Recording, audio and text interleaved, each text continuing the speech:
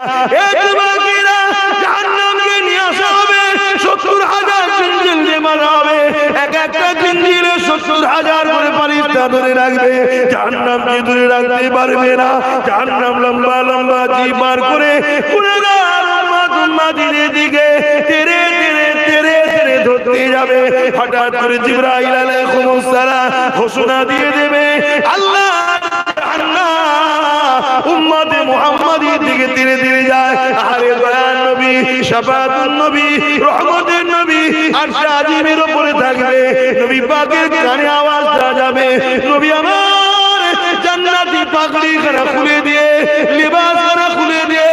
মাকামে মাহমুদ বলে একটা জায়গা আছে হামদের জায়গা তারিফের জায়গা প্রশংসার জায়গা ওই জায়গায় নবী আমার সিজদায় পড়ে যাবে সিজদায় পড়ে গিয়ে আল্লাহ তারিফ করতে থাকবে আল্লাহর প্রশংসা করতে থাকবে আল্লাহর গুণগান করতে থাকবে এত তারিফ করবে এত প্রশংসা করবে এত গুণগান করবে ইতিপূর্বে কেউ কখনো আল্লাহর এত তারিফ করেনি আমার নবী পাকের এই তারিফ প্রশংসা শুনে আল্লাহ পাক খুশি হয়ে যাবে আমার আল্লাহ বলবে আমার হাবিব আপনি আর কাঁদবেন না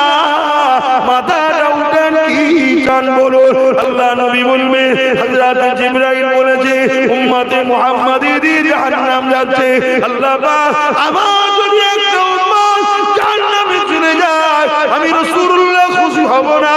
আপনি ওয়াদা করেছেন কোরআনে বলে তুমি উঠিক রব্বুকা ফাতারদা একটা জায়গা থেকে আরেকটা জায়গা মাকাম বাড়বে আপনি আমাকে খুশি করবেন ওয়াদা করেছেন আল্লাহ পাক জাহান্নামকে উম্মতে মুহাম্মাদিকে সরিয়ে দেন আমার রাসূল বলবেন হাত বাড়ান আমার আল্লাহ বলবেন হাত বাড়ান নবী পাক হাত বাড়াবে আল্লাহ কিছু পানি দিয়ে বলবে এই পানিটা জাহান্নামের দিকে নিক্ষেপ করে দাও আমার নবী পাক যখন ওই পানিটা নিয়ে জাহান্নামের দিকে নিক্ষেপ করবে জাহান্নাম হাজার হাজার মাইল দূরে সরে যাবে